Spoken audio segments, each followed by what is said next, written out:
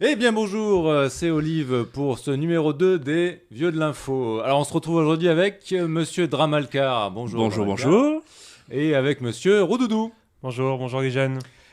Ouais, merci pour les jeunes. C'est nous les jeunes ou... Ah, Ah mais non, on est les vieux, tu viens de le Ah, dire. ouais, on est vieux, c'est ça. je parle à nos Ah auditeurs, d'accord, bien sûr. pardon, excusez-moi. Voilà.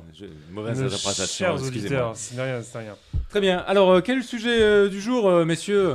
Aujourd'hui, il me semble qu'on allait parler de jeux vidéo, des jeux vidéo qu'on avait eu quand on a débuté notre expérience de geek. C'est ça, notre folle histoire des jeux vidéo à nous. Pas comme des grands. Alors, plus exactement, on va parler donc de notre première expérience avec les jeux vidéo. Et puis après, on enchaînera avec nos machines préférées, etc. Si on a le temps. Et puis de toute façon, on va parler comme d'habitude pendant des heures, hein, messieurs. Ah, il y a de grandes chances, oui. Bon. Alors, on va commencer par qui? Par Oudoudou, vu qu'il a bien préparé son sujet, je suis sûr. Mais oui, Alors, bien sûr. mon cher Oudoudou, Oui. quelle était ta première expérience avec les jeux vidéo? Alors, quand je dis jeux vidéo, c'est dans le sens large, Dans le que ce sens soit jeu large. électronique. Très bien. Allez, Très on bien. t'écoute. Bah écoutez, ma première expérience en jeu vidéo, je pourrais peut-être dire c'était dans un supermarché, avoir les premiers Tamagotchi. Tamagotchi. Les premiers Tamagotchi, donc c'est des sortes de toutes petites consoles avec un Ouais. petit chien qu'il faut s'occuper. Mais ça, des c'était petits quand, trucs comme ça? T'as commencé tard, Ouais, toi. bah c'était il y a longtemps. Enfin voilà, il y avait. Mais enfin, quand tu me dis il y a longtemps, c'est début des années 80, 90, 2000. Les Tamagotchi ou ce genre de petits jeux Mais, vidéo. mais t'as pas. Excusez-moi, monsieur Rodoudou, mais Oui. est-ce que tu n'as pas joué aux jeux vidéo sur Amstrad CPC, Amiga? Mais si, bien sûr. Mais là, bon, je suis un petit peu anachronique là, dans ma tête. Il y a Ouais. plusieurs choses. Voilà. Donc je pense à plusieurs Anachronique éléments. toi-même, excuse-moi. Non, non, mais- mais voilà. Là, je dis je suis anachronique. Voilà. Après, il faut m'excuser un peu ma sénilité. J'ai 38 ans. Bon. Il y a eu plusieurs choses. Donc, je pense à ces vieux jeux électroniques au départ où ils nous vendaient des petits trucs en noir et blanc, au final. Jeux LCD, ouais, début Des des jeux années CD, 80, c'est ça, ça devait être ça, voilà. D'accord. Et je pense, j'ai fait un parallèle avec le Tamagotchi, mais c'est vrai que le Tamagotchi a dû arriver un peu plus Bah, tard. c'est milieu des années 90, je pense, Oui, Tamagotchi. Ouais, effectivement. Donc, Mais au final, ça ressemblait un petit peu. Enfin, pour moi, c'est un peu du ouais, même c'est style. vrai. Non, tu as C'est raison. du LCD noir et Tu as blanc, enfin, on va dire, voilà. Et tu as un souvenir particulier, quelque chose qui t'a marqué sur Ah, bah, ces je choses-là? crois que donc, mes premiers débuts, ça va être une sorte de Donkey Kong. D'accord. Où, voilà, il y avait, ça se vendait comme ça, jeu à l'unité. Et c'est c'était quelque chose vraiment- que tu avais reçu pour Noël, anniversaire, tu te rappelles plus? Oui, c'est ça. Je me Ouais, rappelle qu'au final, à l'époque, c'était dans les grandes surfaces, j'avais découvert ça dans un supermarché. Et en même temps, j'avais dû découvrir aussi sur NES Zelda, le premier du nom, enfin voilà, Zelda D'accord. sur Nintendo. Donc, et milieu des années 80. voilà, quoi. ça c'est mes premières rencontres avec, D'accord. avec Donc, les jeux vidéo. tu avais à quel âge à l'époque? Un peu moins de 10 ans, c'est ça? Oui, c'est ça, Entre quelque 8 et chose 10 comme ans. ça. Ouais, D'accord. tout à fait. Très bien. Qu'est-ce que tu gardes de ça? Est-ce que à l'époque, est-ce que tu te souviens, c'est quelque chose qui te faisait rêver, quelque chose sur lequel tu t'amusais, ou finalement c'était un jeu comme un autre, quoi? Oui, donc ça. Alors, comme dans beaucoup de choses dans la vie, quand on ne possède pas quelque chose, le désir est d'autant plus grand. Donc, bon, bah, c'était les débuts, ça n'était pas encore très très répandu, ce genre de choses. Donc, oui, ça me faisait rêver. Et par exemple, je vais reprendre l'exemple de Zelda, bien que je n'ai jamais été très console, mais je m'étendrai sur le sujet un peu plus tard. Il y avait cet aspect fantasy, fantastique, qui a apporté en même temps que le jeu vidéo pour moi. Ça a apporté quand même cet univers-là principalement. Et c'est d'autant plus ça qui m'a fait rêver. C'est-à-dire d'entrer dans un univers qui décale un peu de la réalité. Bon, il y a des bons et des mauvais côtés, mais au final, c'est ça aussi que m'a apporté le jeu vidéo étant petit. Donc oui, ça m'a clairement fait rêver. D'accord, très bien. Et bon, parfait, merci. Et Merci. on va passer à Dramalcar. Et toi, alors, Dramalcar, qu'est-ce que tu peux nous dire sur ta première expérience avec l'univers vidéoludique? Bah, moi, quand j'étais petit, j'avais mon grand-père qui m'emmenait dans les salles d'arcade. Mais sinon, ma première expérience de jeux vidéo à domicile, c'était avec la Mattel Television. C'était un cadeau de Noël. Je me souviens plus exactement quelle année c'était, mais c'était un Noël fin des années 80. Et dessus, j'avais des jeux comme Star Trek, un jeu de tennis. Moi, mon jeu préféré sur cette machine, le jeu que je ne lâchais pas, c'était Burger Time Deluxe. On incarnait un petit cuisinier qui passait d'étage en étage pour faire tomber les tranches de pain, de salade, de hamburger, de viande. Non, c'était sympathique. Et puis, C'est un jeu qui a été réédité plusieurs fois sur d'autres machines, la Game Boy, la NES. ce qui était bien avec cette console-là, c'est qu'il fallait faire un effort d'imagination sur certains trucs parce que les décors, il n'y avait quasiment pas de décor, quoi. C'était vraiment c'était vraiment le jeu de base. Et puis, par exemple, j'avais un jeu, ça s'appelait Star Trek. Mhm. Imaginez, on voyait l'horizon, Ouais. une ligne d'horizon. On évolue dans une espèce de petit tunnel. Il fallait éviter les obstacles. Et en même temps qu'on évitait les obstacles, il fallait aussi dégommer les extraterrestres qui venaient d'en haut, en fait. D'accord. Et c'était un mi-chemin avec un Space Invader, quoi, en fait. C'était un Ouais, peu- d'accord. Donc c'était un jeu avec beaucoup. Enfin, il fallait imaginer que c'était les Oui, parce que- ennemis, les points étaient. Parce que les ennemis, etc. l'espace en lui-même, il y avait des petits points blancs, des petits pixels blancs qui apparaissaient de temps en temps, mais c'était vraiment très vite, quoi. D'accord. Et tout ce qui est jeu électronique, tu en as eu toi ou pas? Mon frère, moi personnellement, non, j'en ai jamais eu. Par contre, mon D'accord. frère, lui, il avait une version. On parlait de Zelda tout à l'heure. Lui, il avait le Zelda sur double écran. Ouais. Là maintenant, ça va coûter une fortune, mais bon, à l'époque, il y avait ça. Et il avait aussi un petit jeu électronique où il fallait récupérer les gouttes d'huile qui tombaient. En fait, Ah, Oil Panic, je l'avais celui-là, ouais, Voilà. sur 2 écrans, effectivement. Ouais. les noms des jeux, je les oubliais, donc je sais pas. Mais enfin, lui, il avait ces deux jeux-là, je sais. Et puis et ce qu'on avait aussi, enfin c'était pas vraiment un jeu électronique, c'était un jouet. Vous savez, on avait le volant, on avait une espèce de tableau de bord de voiture. Ouais. Et en fait sur le volant et puis devant on avait un petit écran qui est comme ça où en fait on déplaçait une représentation de la voiture Ouais. et il y avait la route qui défilait qui était censée être le jeu vidéo Ouais. en fait. Mon frère avait ça, ouais, effectivement. Ouais. Ok. Et donc toi, enfin, par rapport à Roudoudou, tu as commencé aussi avec une console de jeu, etc. Oui. À l'époque, c'est quelque chose qui te faisait rêver ou c'était un jouet comme un autre ou... À l'époque, je voyais ça comme un jouet parce que le fait de dire que c'était un jeu vidéo, pour moi, je réalisais pas encore que c'était un jeu vidéo. Pour moi, c'était simplement un jouet. Parce que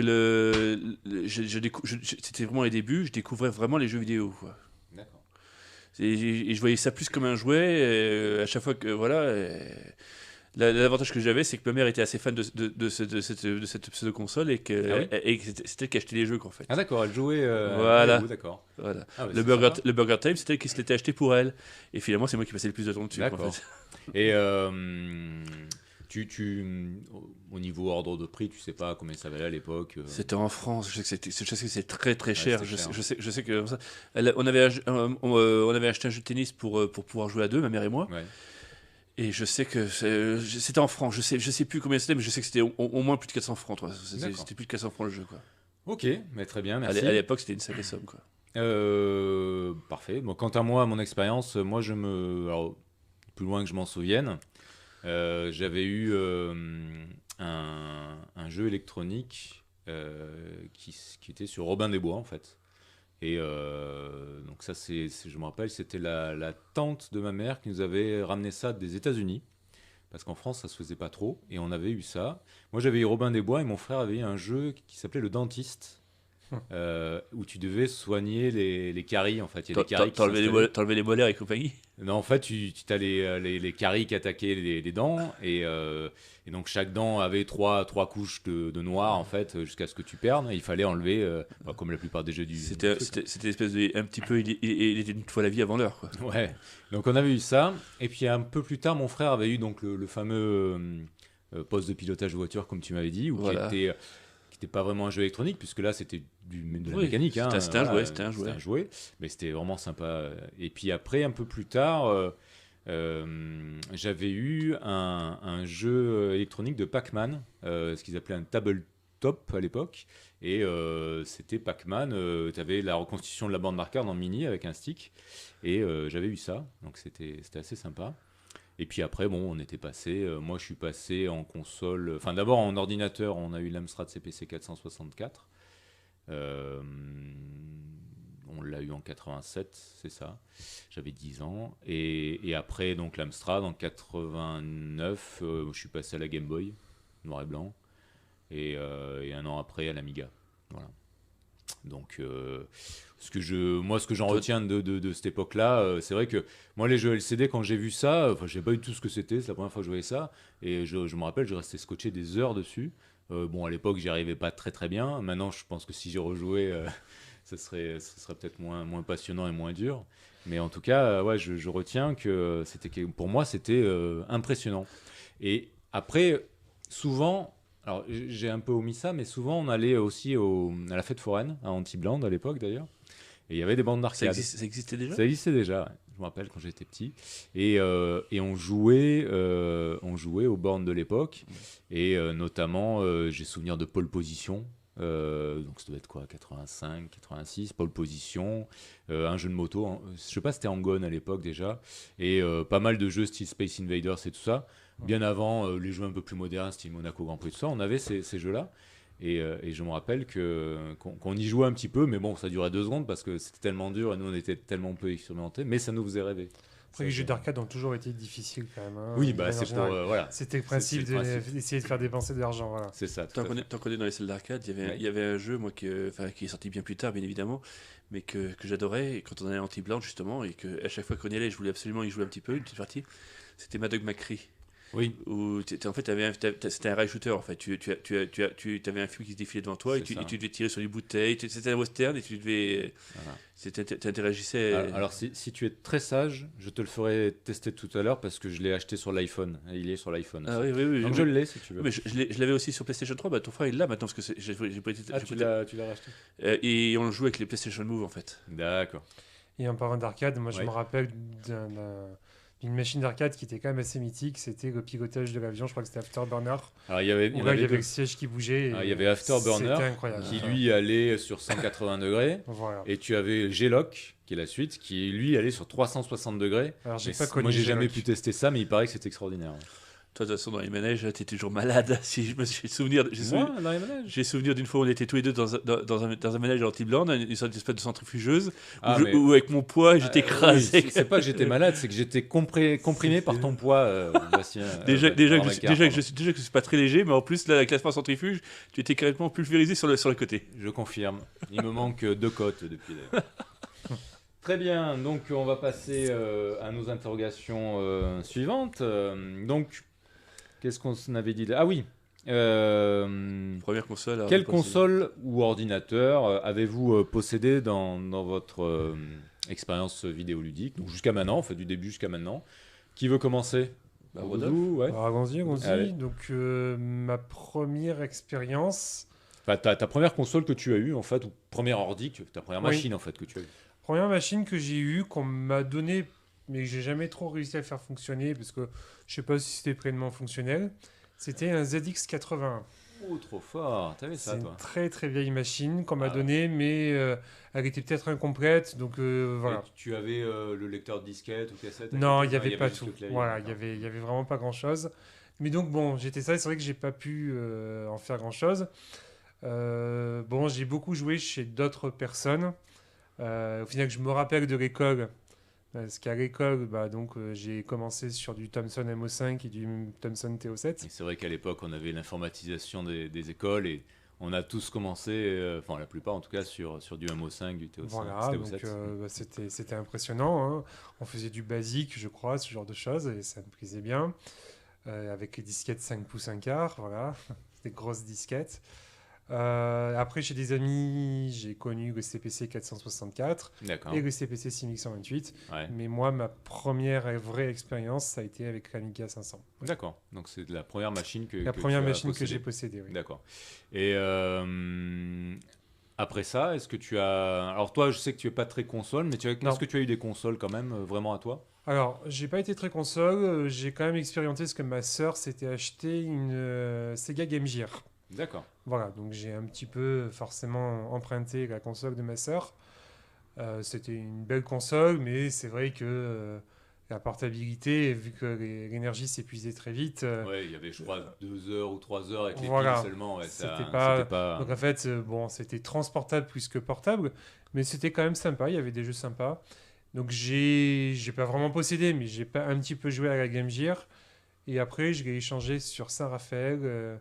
contre une Super NES. C'est vrai ? Du temps de mes études, c'est vrai, oui. D'accord. Et chez Dog Games à l'époque, c'est ça ? C'est possible, je ne me rappelle plus exactement, mais... Quand tu allais le long de la nationale, après l'univers informatique, tu devais continuer tout droit, c'est ça ?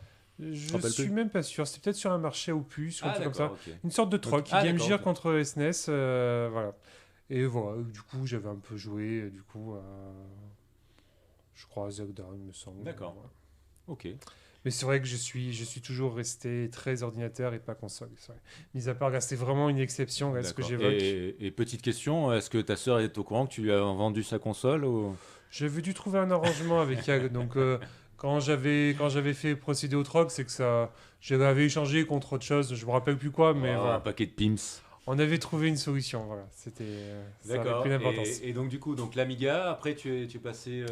Après l'Amiga, je suis passé au PC. D'accord. Voilà. Et après, est-ce que tu as eu d'autres machines que le PC ou... Bah après, et comme beaucoup de gens, il y a aussi le jeu sur smartphone. D'accord. Et là, pour le coup, sur Android en l'occurrence. Donc, voilà. Donc, du jeu sur smartphone et sur PC avant. D'accord. Mais voilà, j'ai pas vraiment eu d'autres expériences particulières. Bon, si ce n'est que là aussi, par rapport à l'école, là, quand j'étais plus au collège, je me rappelle qu'il y avait un magasin en face du collège et qui montrait un petit peu les premières PlayStation. Et j'avoue Ouais. que de voir les premiers jeux en 3D, c'était impressionnant. Mm. Donc ça aussi, j'ai un souvenir de ça, quoi. D'accord. Mais pour autant, j'ai jamais possédé de console autre que celle que j'ai évoquée. D'accord. Et quand tu dis PC, à l'heure actuelle, tu as un PC de bureau ou un PC portable Alors, c'est un PC de bureau, Ouais. ouais, c'est un PC fixe, voilà, qui a des pièces qui ont à peu près 5 ans. D'accord. Ça tourne bien. Ça tourne bien. Voilà. D'accord. Ouais. Ok, très bien. Alors maintenant, on va passer à un Dramalcar. Alors, raconte-nous un petit peu les premières machines. Bon, t'en as un peu parlé tout à l'heure avec l'Intellivision. Mais bon, après, est-ce Alors- que tu peux nous raconter la suite? En fait, par rapport à mon doudou, moi, totalement l'opposé. J'ai pas du tout été ordinateur ou quoi que ce soit. Le premier ordinateur, pour moi, c'était un Atari, mais je l'ai eu fin années 90. Donc, j'en parle de bas parce que après la Metal Television, c'était le premier truc que j'ai eu après la Metal. Mais sinon, après, j'ai principalement eu que des consoles, en fait. Et je les ai pratiquement toutes eues. Et tu me connais très bien, donc tu sais que c'est vrai. J'ai pratiquement eu toutes les consoles. Bah vas-y, annonce, hein, y a pas de souci. Hein. Alors, en fait, j'ai commencé avec la Game Boy. Ça, c'était un cadeau des grands-parents. Enfin, les grands-parents, quand j'étais en vacances d'été chez eux. Donc, ils m'avaient acheté la Game Boy. À l'époque, c'était livré avec Tetris. En même temps, j'avais eu le Tortue Ninja sur. Enfin, voilà. Je vais pas rentrer dans les détails des Ouais, jeux, si mais bon. tu commences à détailler tous les jeux, on Non, est ouais, encore on là a pas demain. fini. Hein. Non, bah, Non, mais tu peux. en gros, j'ai eu toutes les consoles Nintendo. Toutes les consoles Nintendo, sans exception. Après, La Game Boy, la NES, la Super Nintendo, la Nintendo 64, la GameCube et bientôt la Switch. J'ai eu la Wii, pas la Wii U. La Wii U, je l'ai boycottée parce que j'ai trouvé que c'était. Bon, passons. La Wii U, je l'ai boycottée. Après, en fait, il est important aussi de préciser que je n'ai pas acheté toutes les consoles au prix fort. Je les ai la plupart pour acheter en occasion. alors ça, permets-moi d'en douter, puisque je te connais bien. Combien tu as payé la PlayStation et la Nintendo 64 On parle de Nintendo pour l'instant. ouais, et La Nintendo Nintendo 64 64, j'ai fait la connerie, est-ce qu'il n'y a pas d'autre mot, de l'acheter une première fois en version japonaise. Oui, je me À, rappelle. à presque 4500 euros. C'était- 4500 francs. Bon, c'était la Game Boy 64 parce que ta télé n'était pas compatible en, Voilà, en PAL. il fallait- Oui, en PAL et- Alors en fait, fallait un en plus transcodeur. de la console, il fallait que j'ai un adaptateur secteur, fallait que j'ai un adaptateur pour les couleurs, fallait que j'avais plus et tous ces trucs-là, ça marchait sur le courant. J'avais plus de câbles que en ce moment la réalité virtuelle sur le PlayStation VR. C'est vrai, je suis témoin. Non, bon. Mais sinon, pour dire que j'ai pratiquement eu toutes les consoles Nintendo. Après, j'ai eu quelques consoles Sega. J'ai eu la Game Gear, comme Rodolphe, enfin comme la sœur de Rodolphe, sur laquelle j'avais branché un adaptateur pour jouer au jeu Master System. J'ai eu la Lynx aussi pendant un petit moment, mais elle est vite tombée en panne. Je me suis fait rembourser parce que même pas un mois après l'achat, elle était tombée en panne. Je l'avais acheté en occasion. La Mega Drive 1, la Mega Drive 2, j'avais même acheté le 32X pendant une petite période, mais j'ai trouvé ça ridicule dès le départ, donc je l'ai revendu quasiment tout de suite.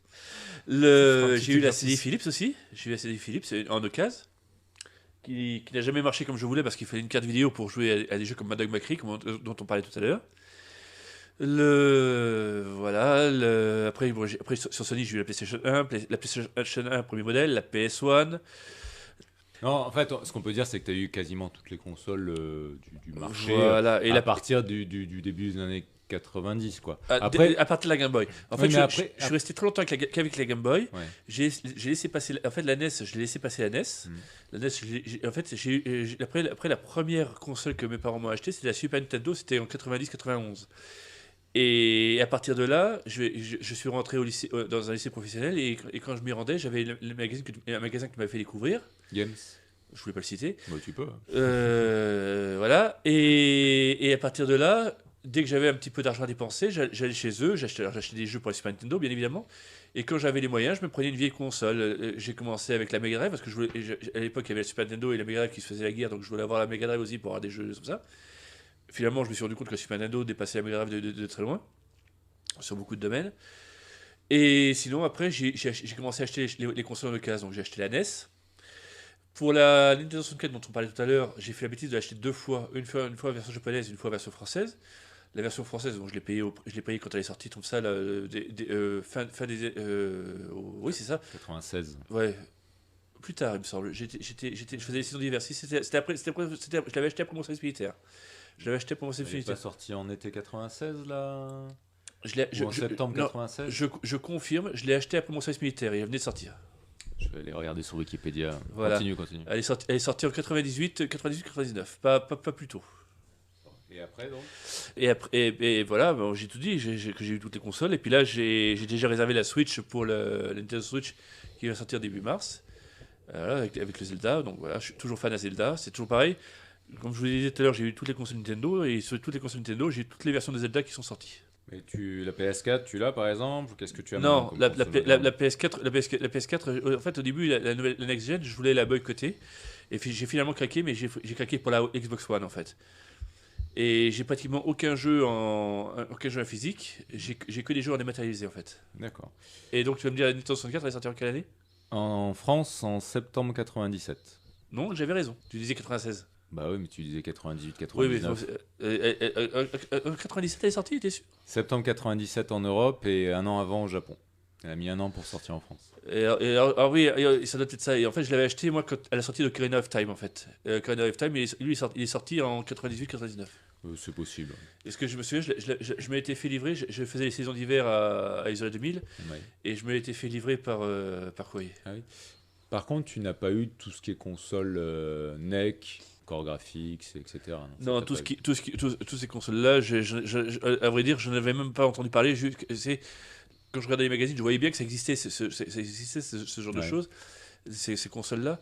Mais quand je voyais les graphismes, je voyais plus ça comme des Game Boy améliorés, quoi, en fait, comme des graphismes de Game Boy améliorés.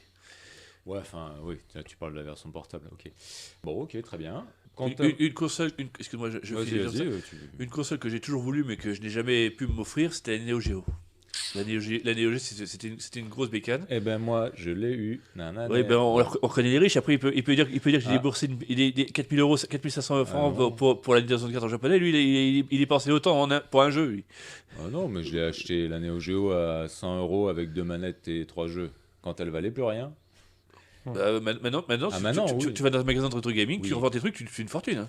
Mais parce que maintenant, bon, on y reviendra dans une autre émission du rétro gaming, c'est n'importe quoi maintenant le rétro gaming, mais bon, bref. Donc moi, C'est n'importe quoi, mais c'est grâce à ça que j'ai financé la chaîne de la Switch. oui, mais c'est n'importe quoi quand même. Au niveau des prix, ça vaut pas ce qui est demandé. Bon, bref. Et toi, Olivier, quelle était ta expérience J'aimerais bien en ça placer une depuis tout à l'heure, tu me coupes. Moi, j'ai commencé donc avec l'Amstrad CPC 464, comme j'ai dit tout à l'heure, à cassette. C'était sympa, on attendait 10 minutes que le jeu charge, et puis au bout de 9 minutes et 50 secondes, ça plantait, c'était sympa. Bref, après, donc, je suis passé à la Game Boy noir et blanc, et puis après l'Amiga, et après la Super Nintendo. Non, d'abord la Mega Drive, parce que mon frère avait la Mega Drive. Et puis après, on a revendu tout ça, enfin la Mega Drive, pour acheter la Super Nintendo. Et puis bon, après, PlayStation, évidemment, c'était le passage obligé à l'époque, hein, comme disait tout à l'heure Roudoudou, graphisme extraordinaire, etc. Entre-temps, j'avais eu l'Amiga CD32, j'en avais parlé dans la précédente émission, mais ça c'était en revendant mon Amiga. Mais est-ce qu'on peut considérer ça comme une console? Je suis pas certain, c'était plus un Amiga amélioré. Et puis après, j'ai délaissé le mode des... Enfin non, j'ai eu la Nintendo 64, oui, effectivement. Quand on était à l'IUT, j'avais acheté ça. J'avais revendu la Play pour acheter la Nintendo 64. Mais après, je suis resté sur PC, finalement.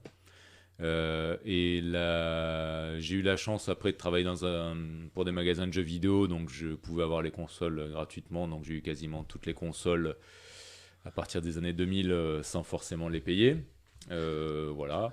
Mais disons que, comme je disais tout à l'heure, j'ai pu en fait profiter d'un creux qu'il y a eu dans le jeu vidéo entre 98 et 2002, où le rétro gaming n'existait pas déjà à l'époque, et les machines ne valaient plus rien. C'est-à-dire que c'est à ce moment-là que j'ai acheté la Neo Geo pour une poignée de figues, un Amiga 1200 que j'avais payé, c'était en francs à l'époque, mais équivalent de 50 euros, je crois, avec un disque dur externe, enfin plein de trucs que j'ai revendu 15 ans après, 20 fois ce que je l'ai payé.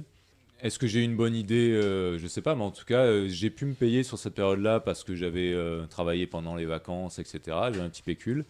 Et je me suis acheté beaucoup de machines que je n'avais pas pu avoir pendant mon enfance. Et du coup, je les ai payées pas grand-chose. Je me rappelle un lot Saturn. J'avais acheté une centaine de jeux Saturn.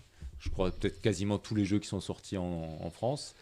Une centaine de jeux Saturn que j'avais payé 50 euros. Je les ai revendus. Quand j'ai revendu ma Saturn, j'ai multiplié par 20 le prix, quoi. Voilà. Et parce qu'à l'époque, ça ne valait plus rien. Bon, maintenant, j'ai tout revendu pour raison X ou Y. Et à l'époque, bon, il faut vous dire que j'avais quand même beaucoup de consoles. Enfin, je sais pas si j'avais déjà montré ma collection. Je les ai toutes prises en photo avant de les revendre, hein. Toutes les NEC, toutes les consoles Nintendo. J'avais les versions américaines, versions japonaises, etc. Je me souviens d'une fois où j'étais venu jouer chez toi et tu nous avais présenté une console qui n'était, pour moi n'a jamais vraiment été une. C'était la Mega CD32. L'Amiga CD32, il y avait le Mega CD. J'ai même eu la Virtual Boy. Je sais pas si j'avais fait tester Virtual Boy. Non. La Lynx, qu'est-ce qu'il y avait comme... J'en avais plein, toutes les cores graphiques, les super graphiques, la Neo Geo, la 3DO, la CDI, qu'est-ce que j'ai eu d'autre? La Pipine d'Apple. Enfin, tous ces trucs-là, la Playdia de Bandai, j'ai eu aussi, toutes ces consoles qui servaient à rien. La Playdia, j'ai toujours rêvé de l'avoir. Je sais. Parce qu'il y avait un jeu Dragon Ball Z, c'était un dessin animé interactif en fait. Ouais. Donc voilà, j'ai eu pas mal de choses. Maintenant, est-ce que j'ai joué à tout? Non, parce qu'à un moment donné, c'était plus de l'accumulation compulsive, histoire de dire j'ai une bonne collection, et en fait, j'y jouais jamais. Je jouais peut-être à la Super Nintendo, à la Mega Drive, le reste, j'y jouais pas. C'est une des raisons qui ont fait que j'ai revendu. Finalement, quand j'ai eu la collection que je voulais, j'avais atteint mon but et j'ai revendu, quoi. Et c'est surtout que maintenant, toujours par rapport à ce que tu viens de dire, c'est que maintenant avec l'émulation, il est très facile d'avoir tous les jeux qu'on veut, même les jeux qu'on a revendus. Exactement. Très facile de les avoir sur un seul support. Par exemple, tous ceux qui ont un ordinateur peuvent jouer à tous les jeux qui sortaient à l'époque sur la NES, la Game Boy, la Game Boy Advance, tous ces vieux jeux, on peut y jouer, on les télécharge en même pas une minute et on peut y jouer à vie, quoi. Sur le Home Station par exemple. Exactement. Il y a mille et une façons d'y jouer, soit sur PC, soit sur. Maintenant, tu as une PSP, tu peux mettre des émulateurs. Tu as même une Wii, tu peux mettre des émulateurs. Enfin, c'est assez impressionnant ce qu'on peut faire avec l'émulation de nos jours. Quand Nintendo sort une NES Mini, c'est un succès fou, et pourtant c'est que de l'émulation finalement. C'est vrai. Voilà. Mais c'est un succès fou parce que c'est une machine officielle, etc. Donc il y a un sacré filon, et je peux vous dire qu'ils ne s'arrêteront pas là, hein. La Super NES est dans les tuyaux, hein. Mais justement, je reviens par rapport à ce qu'on disait tout à l'heure, par rapport au rétro gaming, les magasins de rétro gaming. Après, je peux comprendre qu'il y a des collectionneurs qui veuillent absolument avoir l'objet chez eux sur les étagères. Ouais. Mais techniquement, je vois pas l'intérêt de payer. J'ai revendu certains jeux récemment là. À la revente, par exemple, j'ai revendu le Zelda 3, Link of the Past en loose, c'est-à-dire juste la cartouche, 30 €. Oui. 30 € pour une foutue cartouche d'une Super Nintendo d'un jeu qu'on peut avoir en version émulée. Alors, et après, et ce n'est pas un jeu rare en plus. Donc, moi, je l'ai revendu 30 €. J'imagine bien que la personne qui me l'a racheté, enfin, le magasin qui me l'a racheté, va le vendre au double, voire peut-être même le triple, presque le triple. Peut-être pas le triple, mais au moins le double. Et je comprends pas les gens qui vont acheter. À la rigueur, s'il est en boîte, s'il est en état quasiment neuf, je peux comprendre. Mais là. Non, parce qu'en fait. Je vais t'expliquer rapidement, mais je pense qu'on fera une émission là-dessus, ça sera peut-être plus simple. Mais globalement, il y a encore quelques années, le rétro gaming ne se vendait réellement cher que les jeux complets ou les consoles complètes avec boîte, notice, etc. Bien sûr.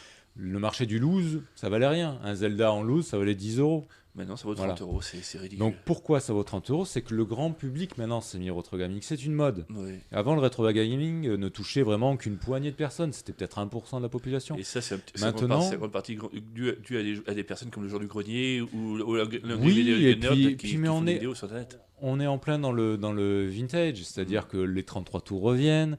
Maintenant, j'ai entendu que les cassettes audio revenaient. Il y a un Oui, boom pareil. sur les cassettes audio. Il paraît que Philippe, ça a racheté pas mal de cassettes. Voilà, de- donc les gens aiment bien ces vintage, les gens aiment bien revenir un petit peu, ça leur rappelle les souvenirs, etc. Je te prendrai juste un exemple. Un Amstrad CPC 464 sur eBay, à l'heure actuelle, juste le clavier, il se vend entre 30 et 40 euros. Ouais. Il y a un an en arrière, tu le touchais à 5 euros. Ouais. Voilà. Tout simplement. Le gars, il va s'acheter l'Amstrad CPC parce qu'il l'a connu pendant sa jeunesse. Il sait même pas s'il marche ou pas. Il va l'acheter pour dire ah bah tiens, j'ai mon vieil Amstrad. Alors, C'est une nostalgie. Hein. C'est la nostalgie. justement, je peux comprendre cet esprit de nostalgie, mais comment justifier en ce moment, tout le monde se plaint de ne pas avoir assez d'argent, c'est comme ça. Tout le monde et tout le monde s'achète. Excuse-moi, je fais un petit aparté. Tout le monde s'achète les iPhones, qui coûtent presque 500 €, enfin 500 € quand c'est au bas C'est prix. plus proche des 1000 Bon. euros. Hein. 500 €, on va dire 500 €. Pas tout le monde. Et après, à côté de ça, ils s'achètent des jeux pour un jeu, ils payent le même prix que pour un iPhone. Ça, j'ai du mal à comprendre, surtout comme je te dis, où maintenant il est possible de t'acheter par exemple une espèce de borne d'arcade que tu poses sur ta table de salon, c'est comme un petit Raspberry, quoi. Un Raspi, tu te le mets sur, tu te le mets, tu te le mets, tu te le mets sur la table. C'est un Raspberry Pi qu'il y a dedans. Voilà. hein. Et c'est quand même plus. À la rigueur, même si l'objet à la base te coûte, c'est un investissement et ça coûte un petit peu cher, ça coûte presque 1000 € pour avoir un bon truc avec tous les jeux. Et tu as tous les jeux qui sont disponibles, Mais tu as une meilleure interface. alors, Et par rapport au côté nostalgique et rétro gaming, le truc, tu le mets dans un coin dans ton salon, tu le laisses tourner, ça fait une animation, et je vois pas l'intérêt d'avoir des cartouches qui prennent de la poussière, quoi. Parce que celui qui va me dire qu'il joue à NES Open, le jeu Seigneur des NES que tu m'avais présenté comme ça, celui qui va me dire qu'il joue à NES Open tous les jours, mytho, pipeau, là, le jeu il prend déjà. simplement parce que dans le rétro gaming, l'essence du rétro gaming, c'est de jouer sur la machine d'origine avec le matériel d'origine, donc les manettes d'origine, etc. Et que ça fait partie, c'est l'essence même du rétro gaming. Le rétro gaming par émulation, c'est pas du rétro gaming. C'est ça, la définition du rétro gaming, c'est de jouer sur du matos d'origine. Et tu Quand penses tu quoi de joues la en mini NES? émulation, c'est de l'émulation. Et tu penses quoi de la mini NES qu'ils ont sorti récemment? Ah, pour moi, c'est un super coup marketing. Maintenant, pour moi, il n'y a aucune différence si tu mets ça sur un Raspberry ou sur un ordi. C'est de l'émulation. Donc, l'objet est sympa, il est beau. Maintenant, pour moi, aucun intérêt de dépenser 60 € pour acheter On ça. est d'accord. Mais c'est du marketing. C'est du marketing. Je te dirais que, tu vois, même, tu me parlais de ta borne d'arcade à 1000 €. Tu sais que entre le matos et la main-d'œuvre, Oui, ça coûte beaucoup moins cher. en 300 €, c'est fait, quoi. On est d'accord, mais ce que je veux dire, c'est que là, la société qui propose cette bande d'arcade, il te faut un produit fini avec une bonne finition. Oui, je suis d'accord. Alors c'est un je suis investissement, d'accord. mais après Mais derrière, tu as tous les jeux, tu as tous les supports. Et je te dis, l'interface qui tourne, elle est sympathique parce que en fait, toutes les 30 secondes, ça se rafraîchit. mais Ça va sur. C'est pas eux qui ont fait l'interface, c'est déjà tout fait. On est Eux d'accord. te vendre l'assemblage. Mais le produit fini Oui. est quand même attrayant. Quoi. Mais c'est du bon matos. Moi, je connais un gars qui a une boutique qui vend du matos pour bande d'arcade qui s'appelle Small Cab, qui est sur Lyon. Il fait ça aussi, il fait ces bornes-là. Maintenant, il a commencé à le faire il y a 4 ou 5 ans même. Et il y a 4 ou 5 ans, c'était vendu 600 €. Maintenant, les mêmes sont vendus 1000 €. Il n'y a rien qui a changé. Simplement qu'il y a plus d'engouement, donc tu augmentes les prix. L'offre et la demande. C'est ça, exactement. Ouais. Exactement. Mais bon, Bon, je comprends ce que tu dis, mais enfin pour finir, moi je reste quand même sur ma position de dire il est quand même plus intéressant d'acheter une bande d'arcade à 1000 €, même si c'est un investissement à la base, plutôt que d'acheter 2 jeux à 500 € qui datent de Mathusalem et auxquels tu ne joueras qu'une fois tous les 32 mois. Quoi. Moi, il y a un truc qui me chagrine, c'est que personnellement, j'ai rénové une vraie borne d'arcade. Je sais pas si tu l'avais vu. Je l'ai vu. Et C'est une vraie borne d'arcade, c'est pas mal d'ailleurs. une borne d'arcade René Pierre, avec dedans, il y a une carte mère de PC, etc., que j'ai bricolée. À l'époque, j'ai payé la borne d'arcade seule avec l'écran qui était en fonction, 200 €. Et j'en ai eu peut-être pour une centaine d'euros pour les pièces à l'intérieur. 300 €, j'avais une borne d'arcade complète. Si maintenant je voulais faire la même chose, il faudrait que je multiplie le prix par 3. Tu vois ? Alors que rien n'a changé, sauf que maintenant, bah, il y a un engouement, etc. Et quand je l'ai acheté, moi je l'ai acheté il y a 10 ans, cette borne, voire même plus, peut-être 15 ans. Personne n'en voulait. Ça le partait à la benne si je l'achetais pas, tu vois. Et maintenant, voilà, il y a un truc comme ça. Attention, je suis pas en train de dire que c'est bien pour le jeu vidéo. Mais moi, c'est quand même difficile pour les gens pour les vrais passionnés, qui veulent s'acheter des jeux parce qu'ils sont passionnés, et le grand public qui fait monter le prix, qui vont acheter des jeux auxquels ils n'auront des fois jamais, et ils font monter artificiellement le prix. C'est pas le prix. Et je terminerai là-dessus. La dernière fois, il y avait une enchère sur eBay. Je suis toujours sur eBay les enchères. Il y avait un lot de 3 Amiga. Un Amiga 600, un Amiga 1200 et un Amiga 500. Ils étaient vendus nus, sans câble, non testés. Jaunis, etc. Donc en l'état quoi. Voilà, en l'état. J'envoie un mail au gars, je lui dis bon voilà, bon, c'était prix de départ 1 euro, je lui dis écoutez, moi je suis intéressé, est-ce que vous voulez un achat immédiat? Il me dit bah allez-y, faites-moi une proposition. Je dis bah écoutez, 3 Amiga non testés, même s'il y a un 1200 dans le lot, allez, 150 euros quoi. Pour moi, c'est le prix que ça vaut. Il me dit ouais, vous savez, j'ai déjà une offre à 200 euros et tout. Je dis bah écoutez, à 200 euros, vendez-lui, parce que c'est pas ce que ça vaut quoi. Et après j'ai envoyé un mail, je lui dis non, ne le vendez pas. Attendez jusqu'à la fin quand même, et il y a peut-être un fou qui mettra plus. Vous savez à combien elle est partie l'enchère? 450 euros. Oh, vache. Pour des ordinateurs non testés, qui ont peut-être été stockés à l'unité, ils sont foutus. 450 euros, mais c'est Je débile. comprends pas. C'est débile, ce n'est comprends. pas du tout ce que ça vaut. Je Le gars qui a comprends acheté ça, même s'il les retape, il les revend, il n'en tirera pas ça, avec tout ce qu'il va mettre dedans. Après, c'est pas une valeur marchande, c'est une valeur, c'est de la valeur de collection. Ouais, mais ça vaut Donc pas là, ça. on rentre dans un Ça domaine vaut pas qui est ça. particulier. C'est vrai pour les timbres, pour les pièces de monnaie, pour n'importe quoi. Bon, Mais on là, entre dans un domaine particulier, voilà. il y a 1 an en arrière, un Amiga 600 en loose, tu le payais 30 euros. Là, un Amiga 600 en loose, c'est minimum 50 euros. On est dans une société où on a un petit retour vers le passé. Et moi, ce qui me C'est fait une mal valeur au... refuge. Ouais, je suis d'accord, mais moi, ce qui me fait mal au cœur, c'est que les gens qui achètent ça à plein pot, je suis sûr qu'ils y jouent même pas. Ils y ça, jouent C'est même ce pas. que je viens de dire. C'est ce que je viens de dire. Et par rapport à ça, cet engouement pour la nostalgie, pour le rétro gaming, il vient surtout du fait que maintenant les personnes actives, les personnes les travailleurs de maintenant, ce sont les jeunes de l'époque avec C'est ça. lesquels sont sorties les consoles. C'est ça. Donc maintenant, les personnes, dès qu'ils ont un peu de sous dépensés, ils sont restés de grands enfants comme nous et ils apprécient de se faire plaisir un petit peu de temps en temps. C'est ça. Ok, bon, on a un peu dévié du sujet, mais c'était intéressant et je pense qu'on fera une émission là-dessus, ça peut être sympa. Donc on passe à la suite. Dans toutes ces machines-là qu'on a évoquées, est-ce que vous pouvez me faire un top 3 des machines que vous préférez et m'expliquer pourquoi à chaque fois? Est-ce qu'il y a quelque chose de sentimental au niveau des jeux, au niveau de la maniabilité, etc. Au doudou. Allez, un top 3, bon, sachant qu'au final, j'ai pas eu énormément de machines. Oui. Mais bon, alors je vais forcément dire l'Amiga parce que j'ai grandi avec au cours de. Donc en top 1, enfin en premier. En premier, D'accord. oui, c'est la machine que j'ai possédée quand même pendant toute mon adolescence. Pourquoi je la mets en premier? Parce que au cours de toute la vie de cette machine, il y a quand même eu pas mal de concepts de jeux qui ont été inventés. Pas mal de vraies nouveautés. Pas comme sur Atari ST. Je vais dire l'Atari, bon, c'était une vieille. Alors c'est bon, on en a parlé dans la première Une vieille émission. guerre, on en avait déjà parlé, mais bon, c'est une génération de machines où on a inventé des styles de jeu. Donc il y avait une vraie découverte. C'est vrai, je suis d'accord avec ça. Il y avait un vrai pionnier, c'était vraiment quelque chose qui était intéressant. Donc je vais le mettre en premier. En numéro 2, je vais peut-être mettre le CPC 6128, quand j'étais plus jeune, Ouais. voire 464, mais parce que là c'était le rêve à l'état pur. Bon, j'étais encore plus jeune, donc forcément le rêve était d'autant plus grand. Mais là, ce que j'évoquais un petit peu tout à l'heure, c'est-à-dire la découverte aussi d'un univers fantastique, jeu de drogue. Enfin, moi, je suis plus orienté là-dedans. Donc, c'est vrai qu'il y a en même temps la découverte d'un univers que porte le média jeu vidéo. Voilà, D'accord. donc en ça, je vais mettre en numéro 2. Puis bon, en numéro 3, le PC, puisque le PC, il y a eu aussi énormément de belles choses, des graphismes déjà plus soignés, donc une plus grande immersion. Donc des jeux de stratégie qui étaient vraiment intéressants. Donc voilà, qui avait mon top 3 et les raisons qui les accompagnent. D'accord, super. Normal car à toi. Alors, tu voulais savoir mon top 3 des consoles préférées, c'est ça? Ouais, tes 3 consoles préférées et un petit mot à chaque fois pourquoi. Et Alors, puis, ma console préférée, ça a toujours été, et ça reste encore, c'est la Game Boy. d'accord, la première. La première Game Boy, enfin, et puis la Game Boy, et puis la Game Boy Pocket, la Game Boy Color, pour moi, ça reste dans cette catégorie-là, quoi, parce que c'est par rapport à tous les jeux que j'avais dessus.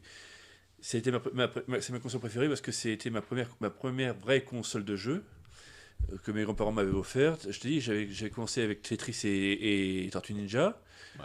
ainsi que Super Mario Land, et je suis resté très longtemps juste avec ces trois jeux-là, comme ça, et je me régalais, quoi. Je terminais les jeux, je les refaisais, avec Tetris, il n'y avait pas de fin. Mhm. Je me souviens que mon frère et moi, on avait tous les deux acheté la console en même temps, enfin mes grands-parents avaient acheté une console pour mon frère et une console pour moi, D'accord. donc on avait aussi le câble pour relier les deux consoles, on jouait à Tetris ensemble. D'accord. On avait aussi un autre jeu qui se jouait à deux, mais je me souviens plus. Ah si, on avait Dyna Blaster, c'était le Bomberman Bomberman. aussi, comme ça, auquel on jouait à deux, comme ça aussi, en link. Très bon jeu. Et non, mais voilà, c'était. Je me souviens, j'avais acheté beaucoup d'accessoires pour cette console. J'avais une espèce de mallette rigide où je rangeais tous mes jeux dedans. J'avais beaucoup de jeux à l'époque. Puis j'en achetais très souvent. Je devais avoir plus d'une vingtaine de jeux sur cette console-là. J'ai aussi bien. Oui, hein, on va pas faire 3 heures sur la Game Boy. Donc ça, c'est ton top 1. Et Enfin, le tu top me 2. demandes ma préférée. Je te vois. Oui, Au moins, mais ça, bon. ça se sent que je la Je suis que je d'accord, l'aime. mais ça fait déjà 5 Tu le minutes sens que tu parles l'amour de que la j'ai Game pour la Boy. bête. Non, et puis après, je reste fidèle à ce que j'ai dit tout à l'heure. On va faire pire que pour les partis politiques. Hein. Ouais, On va mettre un temps de parole. Monsieur Dorvalca, Voilà. allez. La prochaine fois, on fera ça. Je m'estime risé quelque part. La hein. prochaine fois, on fera ça avec les petites horloges des jeux d'échecs là. Exactement. On a pu Bon, allez, le abrégeons, top 2. Et le top 2, donc c'est la Super Nintendo et la GameCube pour le top 3. Ah, pourquoi la GameCube? Tiens, c'est intéressant. Ça. La GameCube à la base, je l'avais pris parce qu'il y avait le Mario Sunshine dessus. D'accord. Il y avait Moi, c'est mon Mario que je déteste le plus. Quoi. Ben, après coup, c'est vrai que ce Mario-là n'était pas terrible. Mais quand on voit le Mario Odyssey qui va arriver sur la Switch, quelque part, ça va être plus ou moins la même ambiance. C'est vrai, ouais, c'est vrai. Et non, mais sinon, je l'avais pris la GameCube aussi, sachant qu'il allait y avoir Zelda The Wind Waker aussi dessus. Et The Wind Waker, c'était un très beau Zelda. Pour ceux qui ne connaissent pas, c'était un Zelda un petit peu en cel shading. Ouais, très bien, ils l'ont ressorti en HD d'ailleurs. Je vois pas l'intérêt, mais bon, c'est vrai. Pour ceux qui n'ont pas joué à l'époque. Ouais. On est d'accord. Non, mais il y avait de très bons jeux dessus. C'est sur cette console-là que le premier Smash Bros est arrivé. Il y avait des très bons jeux de sport avec Mario qui mettait en scène Mario, autre que le Mario Kart. Et le Mario Kart Double Dash qui, pour tout le monde, a été un vrai raté. Pour moi, je l'ai adoré. Ouais. Et je reviens toujours sur la Switch, mais regarde, si tu regardes bien, le Mario Kart 8, là, qui est un reboot de la version Wii U, Oui. ils ont inclus le double jet comme dans le Double Dash, en fait. Ah oui, ça, j'ai pas vu, d'accord. Et en fait, c'est pas mal. Ça. en fait, ils ont modifié ça par rapport à la version Wii U. D'accord. Ça et d'autres choses, mais entre autres, c'est ça. Et personnellement, le fait de pouvoir stocker, enfin, on va pas parler sur Non, Mario non, Kart, mais bon, c'est pas mal. non, mais bon, voilà.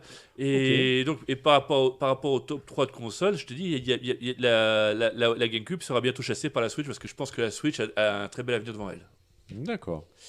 Ok, bah, très bien. Moi, mon top 3, j'ai longtemps hésité parce qu'il y a des machines qui m'ont vraiment bien plu. Mais bon, en premier, je mettrai l'Amiga, clairement. Très bon choix. Voilà, pour les Très, mêmes très bon raisons choix. que Rodoudou. C'est vraiment avec cette machine que j'ai pris le plus de plaisir à jouer aux jeux vidéo, que j'ai découvert des nouveaux types de jeux. Bon, je pense qu'il y a aussi un peu de nostalgie à l'époque, parce que tous les week-ends, on allait chez les copains qui avaient de l'Amiga, etc. Mais vraiment l'Amiga, parce que voilà, j'ai découvert des licences qui existent encore, même des fois de nos jours, et des styles de jeux qui sont vraiment sympas. En numéro 2, je mettrai la Dreamcast, parce que c'est vraiment une console qui m'a marqué. Il y avait de très bons jeux. Voilà, que ce soit du Shenmue, que ce soit tous les jeux Sega de l'époque, hein, les Daytona USA, Sega Rally, etc. Vraiment, c'est une console qui m'a vraiment marqué, graphiquement largement supérieure à une PlayStation ou une Nintendo 64. Et puis, enfin, vraiment une bonne console. Et en troisième, je mettrais l'Amstrad CPC. Parce que, pareil, ça a été mon premier ordinateur que j'ai eu, mon premier pas dans les jeux vidéo dits modernes, je dirais. Et tu connais tes jeux tu rentrais tes jeux avec la ligne de code ou quoi? Non, on pouvait, mais non, on avait des jeux, tu les achetais sur cassette. Moi, à l'époque, c'est des cassettes, et tu y jouais. Et c'est vrai que j'ai passé quand même pas mal d'heures sur ces jeux-là, et je prends plaisir de temps en temps à rejouer à l'Amstrad, à des jeux comme Rick Dangerous, à des jeux comme, je sais pas, Arkanoid, ou des choses comme ça. Et voilà, ça reste pour moi un ordinateur vraiment fabuleux. Après, j'ai longtemps hésité avec la Super Nintendo aussi, parce que c'est une console sur laquelle j'ai passé beaucoup de temps, mais j'y suis moins attaché que l'Amstrad, par exemple. Voilà. Voilà ce que je pouvais dire à mon niveau. Et donc, on va terminer par un petit top 5, toutes machines confondues au niveau des jeux, toute époque confondue. Euh, Quels sont les 5 jeux si vous demain vous partez sur une île déserte, quels sont les 5 jeux que vous amèneriez avec vous, par exemple? 5 jeux, est-ce qu'on pourrait pas parler de licence? Non, de jeux, monsieur. Sinon, ça serait trop facile. Moi, je dirais les Mario. Voilà. Non, non, 5 jeux. Tu peux dire 5 Mario si tu veux, Bon, y a pas alors, de souci. pendant que Rodoudou va répondre, je vais revoir ma copie alors. Allez, à toi, Rodolphe. Bon. Oh, t'es pas obligé de les mettre dans l'ordre, mais cite-moi D'accord, 5. d'accord. Alors, je vais pas les mettre forcément dans l'ordre, mais étant un grand fan de Civilisation, je ne peux que citer Civilisation. Lequel? Eh bien, disons que j'ai bien apprécié le 4, D'accord. particulièrement. Après, ça évolue au fur et à mesure. Oui. On Voilà. peut toujours dire que le dernier est le meilleur, quoique. Pas forcément. Après, dans la série des civilisations, ça se bonifie avec le temps et c'est toujours en y rajoutant des extensions que ça devient vraiment meilleur. C'est Un vrai. nouveau civilisation est toujours un petit peu incompris, mais ça, c'est tout un débat. Ah non. Euh, Ça s'appelle de la vente additionnelle, monsieur. Oui, absolument. Bon, voilà. Un jeu que j'ai beaucoup apprécié, qui est sorti sur Amiga, c'est Dune. Effectivement. Mais le jeu de stratégie ou le jeu d'aventure? Le jeu d'aventure. D'accord. Ouais. Le jeu de stratégie était fort intéressant aussi. Là, c'était Dune 2, mais ça C'est n'avait vrai. rien à voir. C'est vrai. Mais j'ai apprécié Dune pour son univers, pour son ambiance. Voilà, il y avait une ambiance, il y avait de la musique.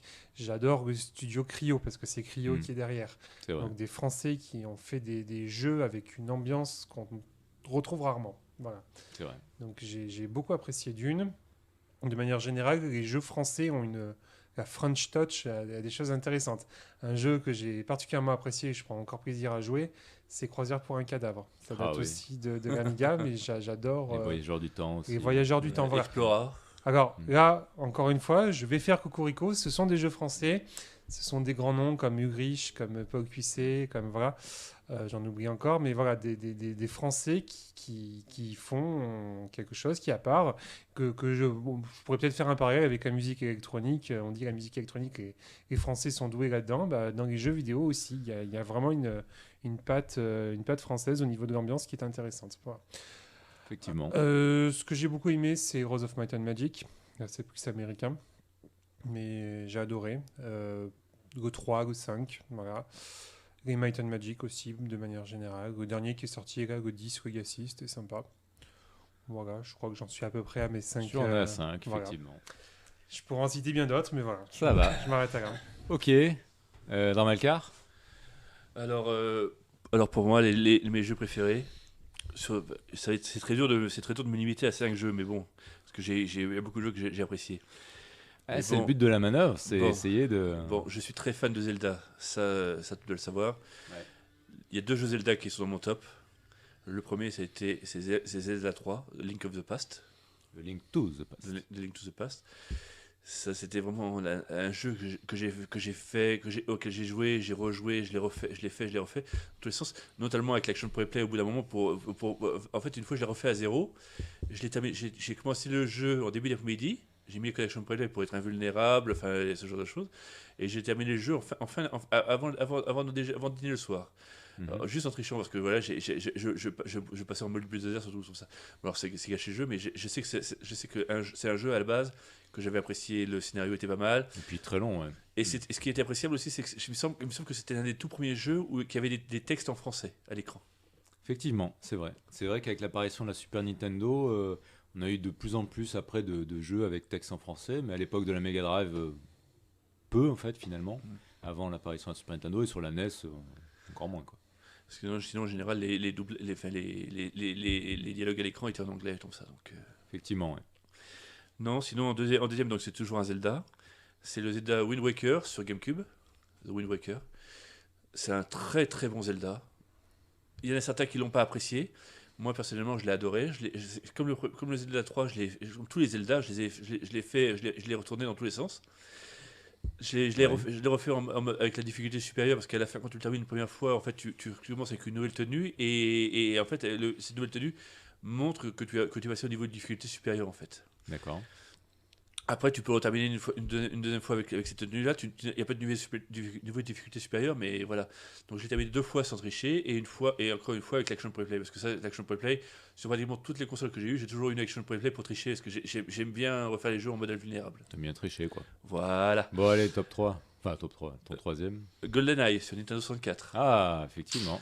Effectivement. Ça a été le premier FPS qui, pour moi, m'a vraiment botté, comme on dit. C'était vraiment maintenant, avec le recul, les graphismes n'étaient pas extraordinaires, mais pour l'époque, c'était génial. Oui, puis c'est vrai que la jouabilité a mal vieilli, mais effectivement, pour l'époque, je me rappelle, et puis surtout quand on jouait à 4, c'était extraordinaire. C'est pas parce que le joueur de grenier a fait la bec dessus, mais quand je jouais tout seul comme ça, je faisais ce qu'il faisait, à savoir dessiner des bits avec les impacts des balles sur les murs. Ah, bravo. Bon, allez, et après, ça Sinon, bonne après- parole, le quatrième. Dragon Quest 8 sur PS, l'Odyssée du Roi Maudit. D'accord. Pour la même raison que Wind Waker, c'était un jeu un petit peu en cell shading, c'est-à-dire c'était un petit peu, je voyais ça comme un dessin animé interactif en fait. J'ai toujours aimé la patte de Akira Toriyama et ce jeu-là, pour moi, était l'un des tout premiers Dragon Quest en français. D'accord. Et un cinquième. Et le cinquième, c'était le Worms 2 sur PC. Hmm. Parce que, tout simplement, j'aime toute la licence de Worms, mais Worms 2 en particulier, parce que je me souviens, et je pense que tu t'en souviens aussi, il y avait une partie que j'avais paramétrée, parce qu'on pouvait paramétrer le dégât des armes, l'impact des armes sur le décor, l'impact des armes sur les Worms en eux-mêmes. D'accord, je m'en rappelle plus. Mais... Et donc, j'avais minimisé les dégâts sur les Worms. Par contre, j'avais maximisé les dégâts des explosions sur le décor. Donc, ça veut dire qu'avec un tir de shotgun, un tir de fusil à pompe, Ouais. je dégommais pratiquement la moitié du décor, quoi, en fait. Le 2, c'était Armageddon, c'est ça? Non, le 2, c'était Worms 2 tout court. D'accord, Worms 2 tout court. D'accord. Worms 2 tout court. Ok. Et en fait, par rapport au premier qu'on a tous, enfin, que j'avais joué sur Super Nintendo, où c'était un petit peu vu de loin, très pixelisé, mais pour l'époque très bien déjà à l'époque, le Worms 2 avait un effet un peu toon qu'on retrouve dans les versions actuelles en fait. Très bien, merci Dramalcar. Et donc, toi moi, mon top 5, c'est pas pareil que pour les ordi de tout à l'heure, ou enfin pour les machines tout à l'heure, j'ai pas mal hésité. Moi, je mettrais Shenmue, le 2, plus que le 1. Donc, Sur quel support Shenmue, c'est sur Dreamcast. Bon, il y a eu sur Xbox. Tu l'avais sur effectivement. Xbox parce que tu me l'as fait sur Xbox. Oui, mais bon, sur Dreamcast, plus, parce que bon, c'est la machine d'origine, quoi. Donc Shenmue. Après, je mettrais Monkey Island. Le premier, même si le 2 est très très bien, mais le premier parce que c'était un des premiers jeux auxquels j'ai joué comme ça. Il est magnifique. Hein, C'est ça. Il est magnifique. ce jeu. En 3, je mettrais Gabriel Knight, Oh là numéro là. 3. Mais le numéro 3. Avec les doublages à la Le con. numéro 3. Le numéro 3. Le 1, j'ai adoré le 1, mais le 3... C'était quel le 3 je- C'était avec les loups-garous, non Avec les non, Qatars. hein, les je pense. Qatars, c'était Ouais. en France en fait, ça se passait en France et c'était Je- le premier en 3D. Je ne l'ai toujours pas fait. Il Eh faudrait ben, peut-être je que je te m'y mette. conseille parce qu'il est D'accord. vraiment très très bon. C'est Énigme en pays Qatar et il est vraiment très très bon. J'y ai rejoué il y a pas longtemps d'ailleurs et il reste, même si la jouabilité est un peu limite, l'histoire c'est vraiment très D'accord, très ça vaut sympa. le coup de le Ça faire. vaut le coup de refaire. D'accord. Alors moi, de le faire pour le coup. Ouais, je Ouais, serais pas. voilà. Après je mettrais Rick Dangerous quand même si c'est un petit jeu, etc. Mais le 2 plus que le 1 parce que c'est vraiment un jeu que j'ai adoré. Et puis, je mettrai quand même en numéro 5 Another World. Parce que voilà, c'est un jeu sur lequel j'ai passé vraiment beaucoup de temps. Encore la French Touch. Et Je en crois. termes de jouabilité, je l'ai refait il n'y a pas longtemps, donc c'est la version Anniversary. Ouais. Alors, effectivement, avec la version Anniversary, en fait, ils ont mis un mode facile où en fait, tu as des checkpoints un peu tout le temps, donc tu finis beaucoup plus vite qu'avant. Mais même malgré ça, la jouabilité est au petit C'est un oignon, grand quoi. jeu. Tu te dis que 30 ans après, c'est ça, 30 ans, non, peut-être 25 ans après, 25 ans après, tu te dis, mais la jouabilité est parfaite, quoi. C'est un sacré C'est univers. parfait. Hein, en termes d'ambiance, c'est quand même particulier. C'est ça. Hein. Flashback aussi est excellent. Ouais, C'est encore mais- autre chose, mais voilà. J'aime moins Flashback qu'Another World, même si Flashback était très très bon. Voilà, donc bon, c'est dur de faire un top 5, mais Oui. moi, Voilà, si je devais en amener 5 sur une île déserte, ça serait celle-là. Au final, moi, je C'est fais un top 5 sur ordinateur, Tramacar plus sur console, et toi, Weave, un petit peu un mélange des deux. c'est Alors, ça. c'est d'autant plus Hybride. difficile. Oui. Donc c'est moi qui ai bien répondu. Donc 19 sur 20, monsieur. Merci. Voilà, donc on arrive à la fin de notre émission. Un petit mot à rajouter, peut-être, messieurs. Non, bah écoute, Si, bah, moi, je me pose quand même Vas-y, la vas-y. question de nos jeunes auditeurs. Pour le coup, je serais assez intéressé d'avoir, eux, leur rétro gaming à eux, c'est-à-dire à quoi ils jouaient Ah. lorsqu'ils avaient 6 ans. Il faut ouvrir le débat. Nous, on est entre Bah, guillemets vieux. Après, nous, on a- 38 ans. Ils ont grandi avec la Wii, ils ont commencé avec la Wii. Ouais. Alors Voilà. voilà, moi je serais assez curieux de savoir ce que eux-mêmes pensent de tout ça et Nous- ce qu'ils pourraient dire dans Ouais. leur jeunesse lorsqu'ils Alors étaient là, enfants. t'as posé une question, t'as dit 6 ans. Nous, à l'époque, moi j'ai commencé à jouer, j'avais presque 10 ans finalement. La Oui, même. mais à mon Donc, c'est, avis, vu qu'on les appelle les digital natives, Ah oui, ils sont ont nés avec. Oui, non, je suis d'accord Donc, avec je toi. pense qu'ils ont dû commencer Mais même plus ils ont jeunes que nous. commencé, à mon avis, des fois à 3-4 ans, hein, sur le téléphone, sur la possible. tablette. Ouais, je suis Donc ce d'accord. sera assez intéressant aussi qu'ils donnent leur avis qui nous indiquent eux la nouvelle génération qui a Très- leur jeunesse à ce niveau-là. Très bien. Narvelcar, quelque chose à rajouter? Non, rien de particulier. Non, mais enfin, je reviens simplement à la question précédente, les top 5. C'est très dur de faire un top 5 de jeux parce que sachant qu'il y a eu énormément de hits qui sont sortis. Ah ben c'était le but de l'exercice justement. C'est de C'est se frustrant. contraindre à choisir 5 références. Ouais. C'est très frustrant. Bah écoute, on fera une émission spéciale top 100 si tu veux et on dira que des noms de jeux pendant 1 heure, il n'y a pas de problème. Non, mais une petite anecdote à côté, c'est bien aussi. Très bien, mais messieurs, je vous remercie et puis je vous dis à la prochaine alors. Avec grand Eh plaisir. bien, merci beaucoup. Ciao. Au revoir.